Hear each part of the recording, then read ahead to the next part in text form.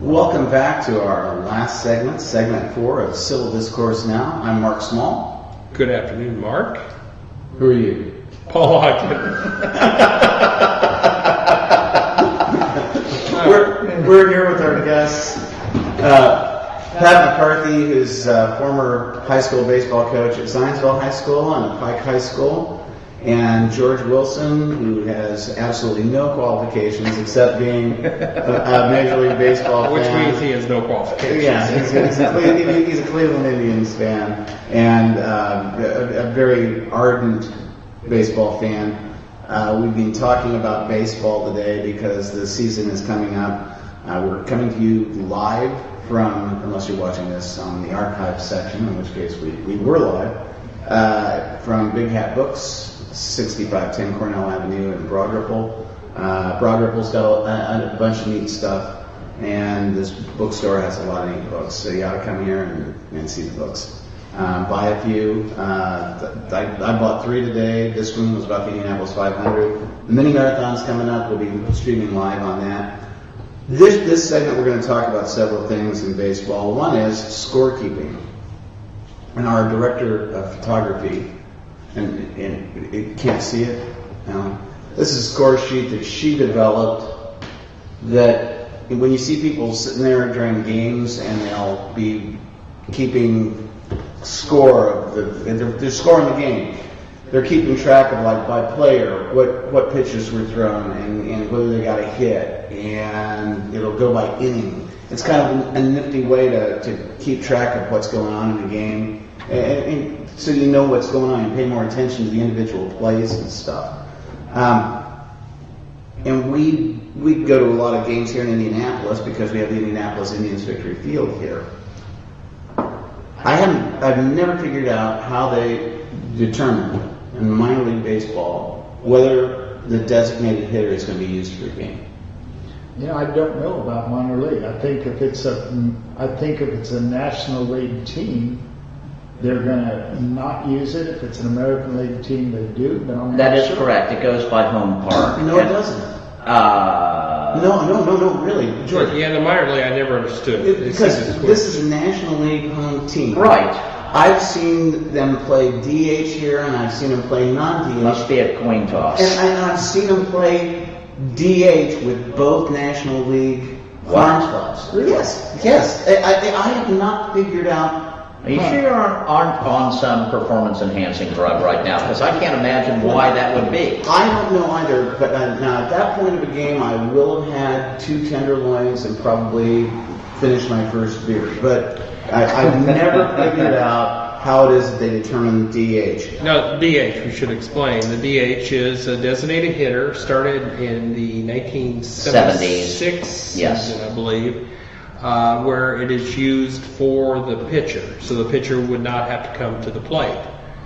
The notion being that pitchers don't hit very well. Generally don't. Nearly never. Right. Yeah, I mean, And the idea was, the American League, I believe, was to bring more offense to the Sure. game. The runs were down at that point, and they were trying to bring more offense to the game.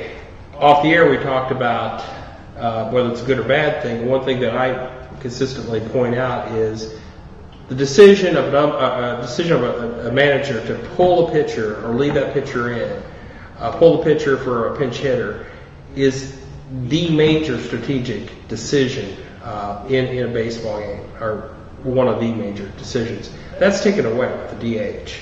There is truth to that. And again, as an AL fan, or at least I have to be one because my favorite team happens to be in the American League. The fact of the matter is, the game is different between the leagues. I don't know that that's a problem. To me, off camera we were talking again, the fact that every team has a unique stadium. Granted, the base paths are the same, the distance from the mountain to home plate is the same, but you start talking about outfield dimensions, how the park is made. They're all different, and so having a difference between the leagues to me has never been a significant problem, and they accommodate it well by, again, when a team is in an American League park, they use a DH. When they're in a National League park, they don't. Sooner or later, it's going to be in both leagues. I mean, I hope not. Well, I understand that, but seriously, now that they've balanced the leagues out, what frightens me more than the adoption of the DH in the National League is the fact that at some point interleague play will become even more rampant, and we will lose identity for the leagues, and sooner or later, the All-Star game's already rendered largely irrelevant by the fact that they play so much interleague ball. It used to be you never saw a National League, great National League players if you were in an American League city and vice versa. Now it's pretty much all homogenized to the point that it's meaningless. You raise an interesting point about the differences between the ballparks, and we were talking about this last night. Football the dimensions are set. It's 50 yards wide and 100 yards long. It's American Football League. Basketball, whatever the dimensions of the court are, those, because Gene Hackman and Hoosiers measures the hoop and he goes, see, it's the same thing here in Hinkle as it is back home. Ice hockey, same dimensions. Baseball, it goes back to the differences between baseball and football that George Carlin talked about. Football's a game of war. Baseball's a game of peace. Football, you play in a stadium or an arena. Baseball, you play in a park. And those parks are all different. Wrigley, Keith Moreland was the last guy to figure out what the winds blew like in right field so he could field properly. Baseball fields have completely different fields, and that's really one really neat aspect of the sport. Very much so. The DH is still one of the things I think is unique, and I like the idea that it is different. That you can go, it changes the strategy of the game, but when our Cubs go and play in an American League team, it is kind of interesting to see that, that changes things a little bit. Yes, we don't necessarily have a DH, but you also see, okay, this is kind of how we would play it when we make it to the World Series. Coaches is one thing that I have a problem with the DH. We talk about the DH, we talk about it on the major league level.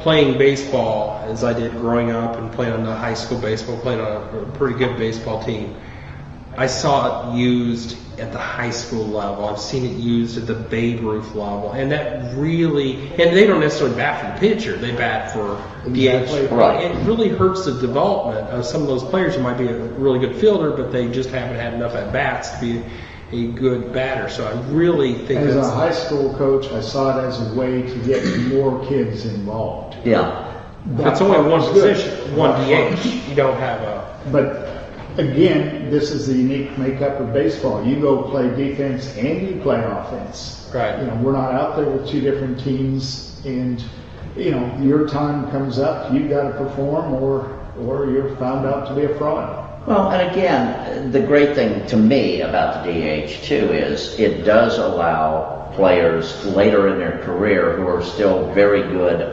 offensive players to continue to contribute. I mean, the best example I was able to come up with early was the fact that Orlando Cepeda was able to extend his career several years as a DH when he went to Boston. And throughout that, I mean, and Jim Thome we brought up earlier as an example of someone who has had a great career as a DH. And, there are guys that we talked about for the Hall of Fame who are, have been career DHs, whether it's Edgar Martinez or Baines. Yeah. And I think you saw that in certain respects before, and I don't like DH. I think that the pitcher should have to hit. The position of first baseman for a long time was Ernie Banks had been a shortstop, and they moved him to first when he lost the legs, so he couldn't field as easily. But he was still out there on the field. Well, you think about the prototypical first baseman in the 50s before the DH, and you had guys like Ted Kluszewski, you had guys who were almost fixed in place. I mean, the great thing about being a first baseman is you don't have to have a terrific amount of range. It's basically a reflex position. You feel the ball or you don't. Or you stretch, because Willie McCarthy was a great example of a very tall player with really long arms. Yeah.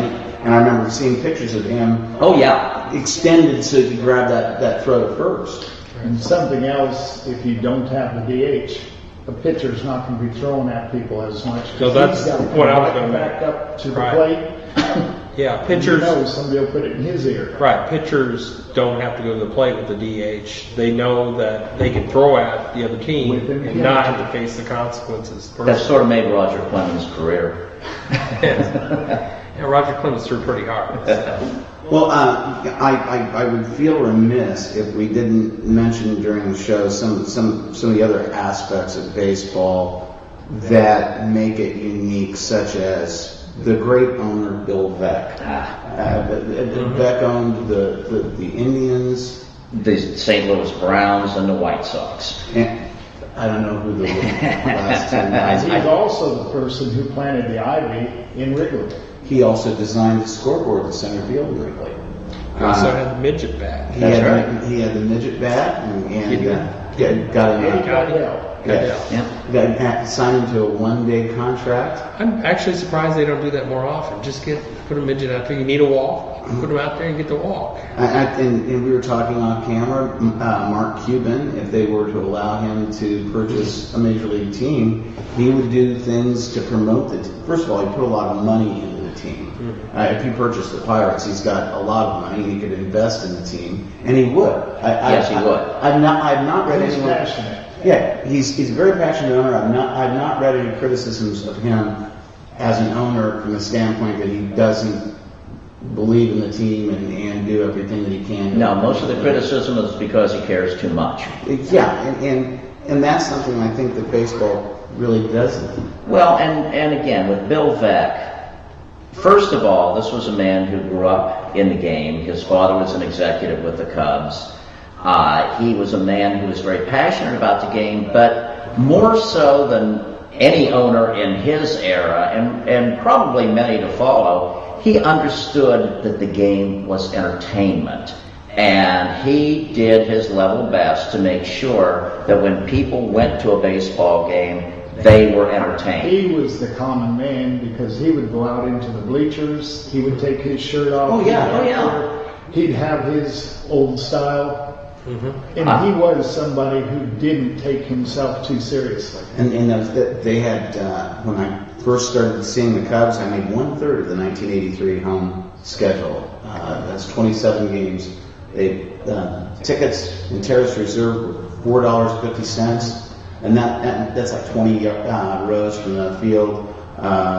David Bergall kosher hot dogs were $1.50 or $1. 32-ounce cups of old style were like $3.20 $3.50 or something. Yeah, something like that. And it was a cheap day to go to the ballpark. This has been a fun show, gentlemen. I know we haven't had a lot of controversy. Coach, thanks for coming on. Thank you. Enjoyed having you on today. George, a pleasure as always. Paul, this has been fun. It's been very fun.